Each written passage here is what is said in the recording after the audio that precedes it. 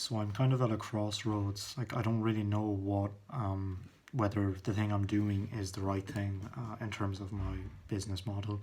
So the service I'm offering is web development, and I'm building e-commerce websites for commercial businesses. And I just build web shops, and that's where businesses can then just send their customers to when those customers are too lazy to actually get out of their house, and they just go online.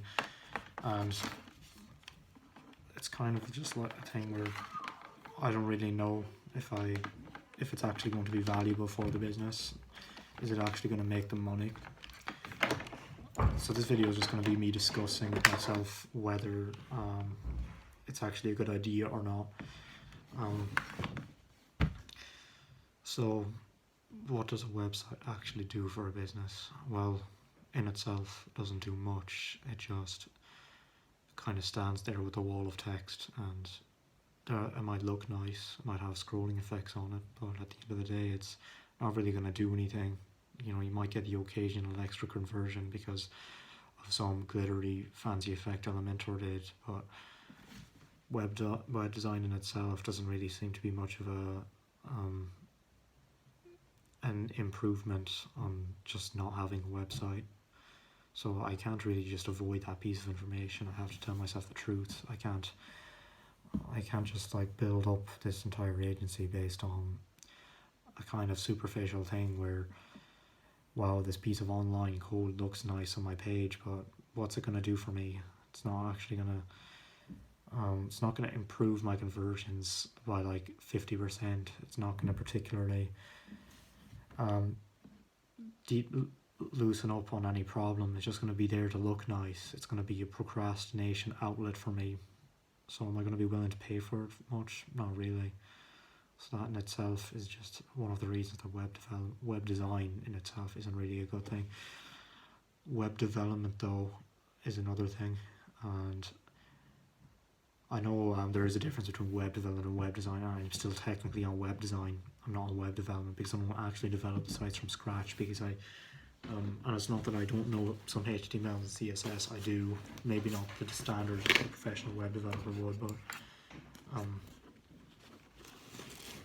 I don't really know if I can sorry, losing articulation there. I don't know if it's a good idea to just focus on web design alone.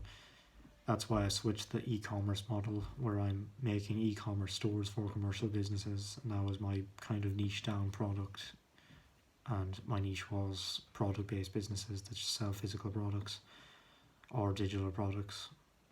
That's another thing as well, digital products. But is that really a niche then? Is product-based really a niche?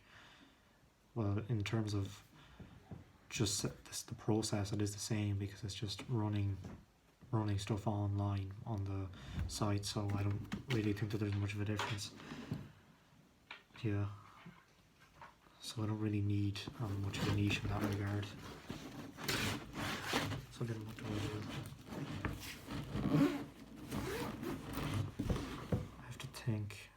I was thinking of kind of the hardware lawnmower niche, because they have seemed to reply a bit more than the others, and just around that general area of hardymanship.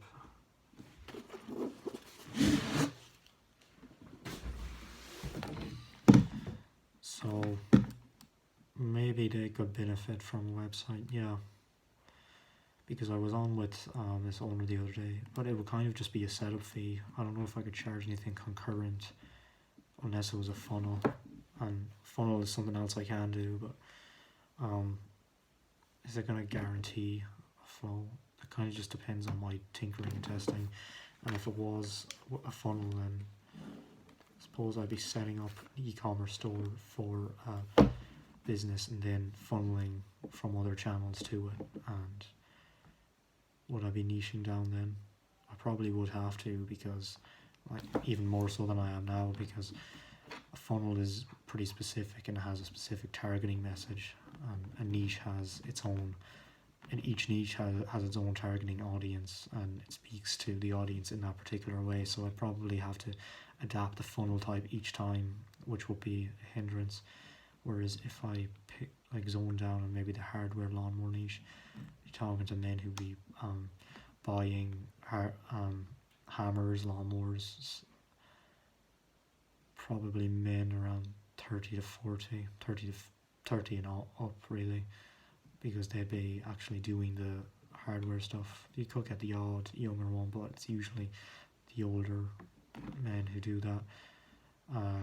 Well, like 30 isn't that old, of course, I know that. Some perspective, but you know what I mean. Like, I'm talking from the perspective of someone who's not even 20 years old yet. So 30 is going to seem like older to me. It's not old. Even so, I think I have gotten quite accustomed to talking to that kind of audience. Like, even on these videos, I talk in a kind of civilized, slow-paced manner, which is easy to comprehend, and it's straightforward. And that's kind of what I'm gearing towards, because when I did my ideal customer a couple of months ago, I chose like a guy called John, 45 to 54, business owner, e-commerce websites, wants to grow the business. And then again, how is a website going to grow a business? My offer back then just really was not that catered at all, because I was too broad, too general. I would just kind of offer any web development service, any digital marketing service, anything in any niche, and that's not going to do anything. Like, you try to please everyone, you please no one. So I have made progress in my specialization, but I need to specialize further. That could be with funnels, with the website and the website funnel, for the e-commerce stores I'm doing. Yeah, so I'm doing one of these hardware stores. Perhaps I could mix in the funnel with the website product to begin with, and then that could yield an actual output, because I've read .com secrets and the conversion rates and they're crazy. Like, I'll get the books there in a sec. Maybe I should.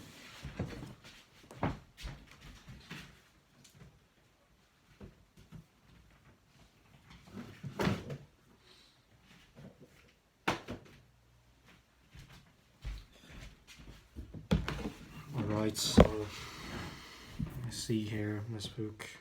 Now it's pretty fancy, and I might just be getting drawn towards it by artificial desires, but I'm going to look through the pages anyway, and it just seems to be explaining here what is a sales funnel.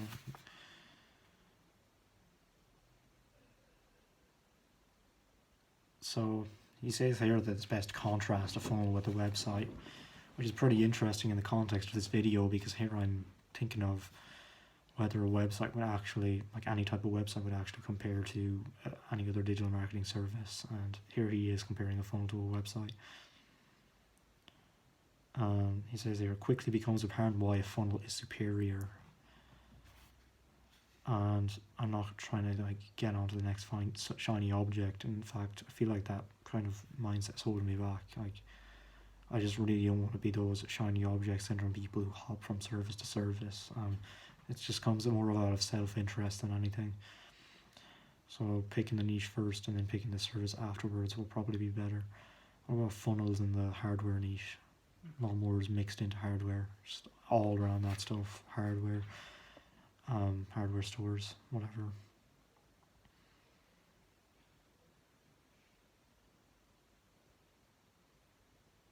And the people who were selling the websites, the business owners, designers, just wanted to make something that looked pretty and made the business owners feel good about themselves. I feel like I've just memorized every single word for this book inadvertently, and I've just set them out all of these videos. I've just become an involuntary synthesizer without even knowing it. Because of that, most websites look like a glorified brochure, looked awesome, have links to everything, but no strategy or process. Like hiring a salesperson, stand outside your store, hand out brochures to people. He'd fire a salesperson like that immediately. Yeah, that's what most people do with the website. But what's he talking about this in the context of? Is he talking about this in the context of an actual store? Because that is quite different from just one of those shiny websites. So many buttons, so many call to actions. Created to be simple, a funnel may look like a site, but you'll notice that each page step has only one call to action, so it's pretty clear then. Like, you see what you're supposed to do, you were taken on this journey, and I could probably do with rereading this book, to be honest, and that's what I'll likely do after the Bible. Things I already know it. And there's expert secrets as well, but that's not really about funnels, it's more about I'm becoming a bloody sales pitcher now, talking about Russell Brunson's books.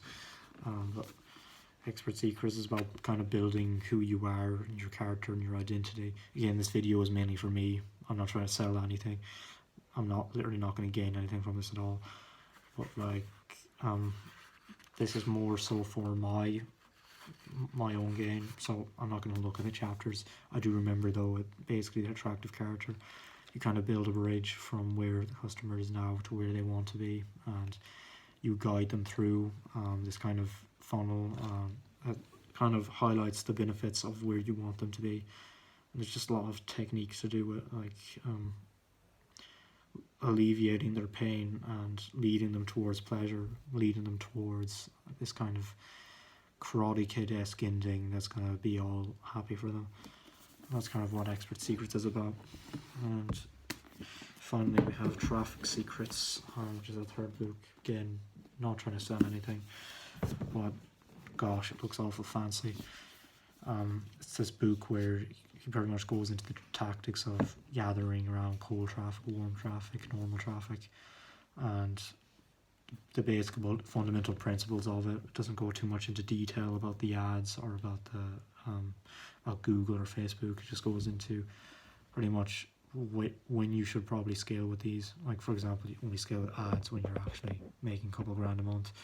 And SEO, I don't think there's SEO mentioned here, but I don't know. I could probably have a look again at this book because I don't seem to be remembering so much of it. Like, a lot of it I would recognize, but